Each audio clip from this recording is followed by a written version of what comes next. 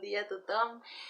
Aquest és un vídeo que faig sobretot per l'Institut Cardener, Cins Cardener de Sant Joan de Vilatorrada, per parlar una miqueta del que és l'ofici relacionat amb la llengua de signes. Aviam, amb llengua de signes podem trobar diferents oficis, molts diferents oficis, però malauradament sempre s'està com relacionant, així en general, s'està relacionant com si vols fer alguna cosa vinculada amb llengua de signes has de ser intèrpret de persones sordes o guia intèrpret de persones sordcegues o fer un cicle, crec que ara hi ha cicles de mediació comunicativa també per persones sordes i sordcegues. Crec que tot això ho heu d'anar revisant vosaltres perquè quan jo vaig estudiar era diferent. Jo vaig estudiar el cicle formatiu de grau superior de persones intèrpret de persones sordes i guia intèrpret de persones sordcegues. Però això ja ara ho van treure i per accedir a ser intèrpret crec que has de fer una carrera universitària. Ara va com per un altre costat. I el que han deixat en cicles crec que són de mediació.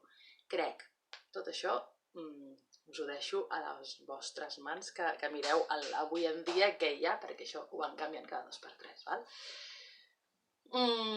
Per què dic que malauradament sempre es relaciona o gairebé sempre el voler fer alguna cosa relacionada amb llengua de signes amb ser intèrpret o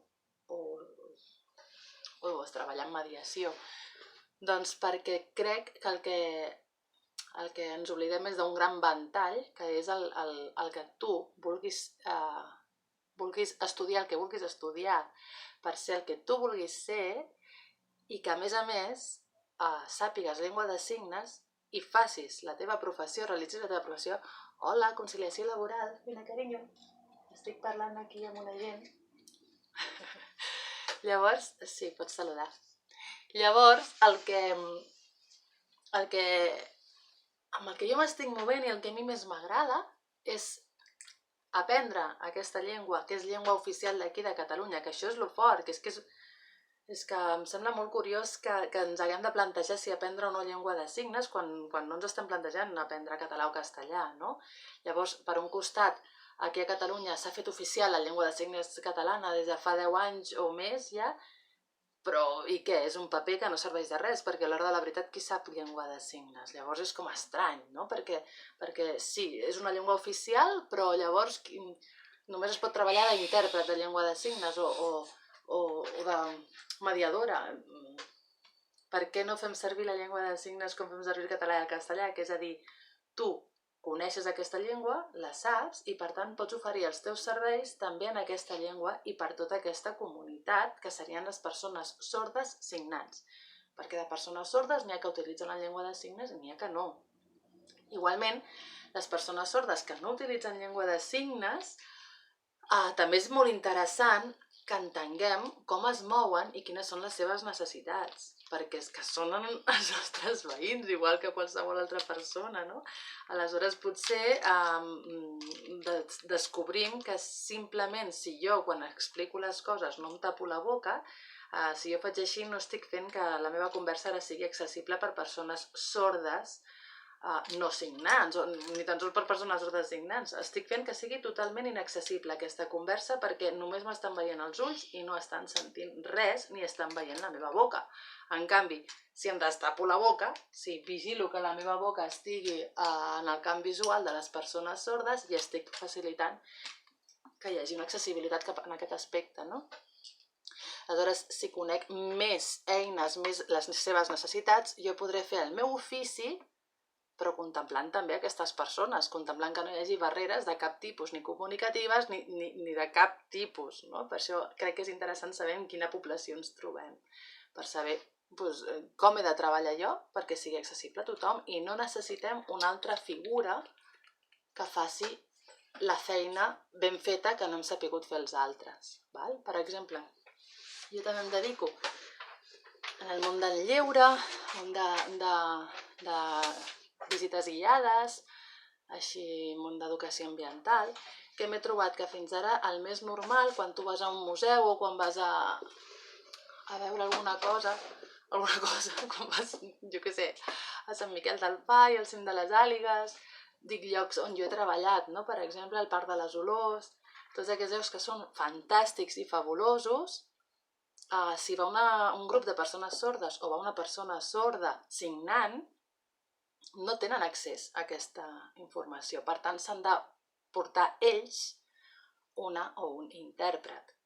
Han de buscar-se un intèrpret que han de pagar ells per poder accedir a la informació que estem donant allà a tothom. O sigui, vull dir, com a persona sorda tu pagaràs la teva entrada, que en molts casos, com a les Coves del Toll de Moià, que no hi he treballat però que estic esperant que em donin una solució, a les Coves del Toll de Moià, el que és un lloc públic, en aquest cas, que no estan respectant aquesta llengua oficial de Catalunya. Per què? Perquè ni els treballadors ni treballadores, no n'hi ha cap que en sàpiga i ningú ens pot fer la visita guiada en llengua de signes, ni ofereixen tampoc el posar ells un intèrpret, ni rebaixen l'entrada a les persones sordes que no entendran res del que s'està dient a les Coves del Toll. Per tant, hola, soc les Coves del Toll, tu que ets persona sorda em pagaràs igual que les oients, però no t'enteraràs de res i a més t'has de portar tu, pagant tu, un intèrpret que t'expliqui el que jo diré.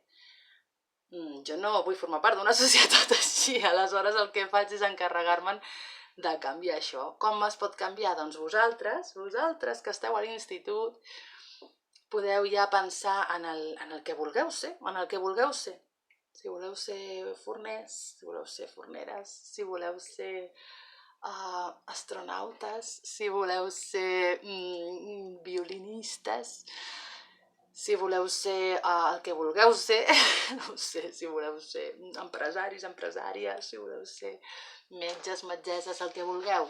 Tot això ho podeu contemplar ja sabent un altre idioma, que és un altre idioma oficial d'aquí, que sabrà la gent, que gent que tindreu vosaltres, els vostres clients, els vostres pacients, les persones amb qui haureu de parlar, pot ser que siguin persones sordes. Llavors vosaltres podeu contemplar estudiar el que vulgueu estudiar, però a més estudiar llengua de signes. I això ho podeu estudiar en qualsevol o gairebé qualsevol associació de persones sordes. Podeu buscar FESOCA per internet, pel Google, i us sortiran un llistat d'associacions. La FESOCA és la Federació de Persones Sordes. Després hi ha moltíssimes associacions per tota Catalunya on fan cursos de nivell. Amb els cursos de nivell ja podríeu tenir almenys una comunicació fluida, podríeu estar parlant amb una persona sorda dient «Ei, sé molt poc, llengua de signes, m'ajudes, si us plau», o intentem comunicar bé. Hi ha altres maneres d'estudiar llengua de signes. Jo sempre aconsello que, com en qualsevol llengua, que us ensenyi la llengua la persona que la domina, que és la nativa. En el cas de l'anglès, millor que us ensenyi anglès algú que hagi nascut a Anglaterra, als Estats Units, on sigui, on es parli llengua de signes, que la tingui com a llengua materna, i en el cas de la llengua... anglès, perdón, he dicho lengua de signes, quería decir anglès.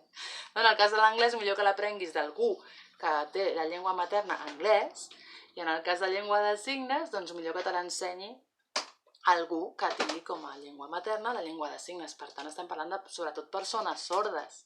Crec que són les persones que us haurien d'ensenyar la llengua de signes. Què passa? Que doncs és veritat que no hi ha accés a tot arreu a cursos presencials amb llengua de signes oferts per persones sordes.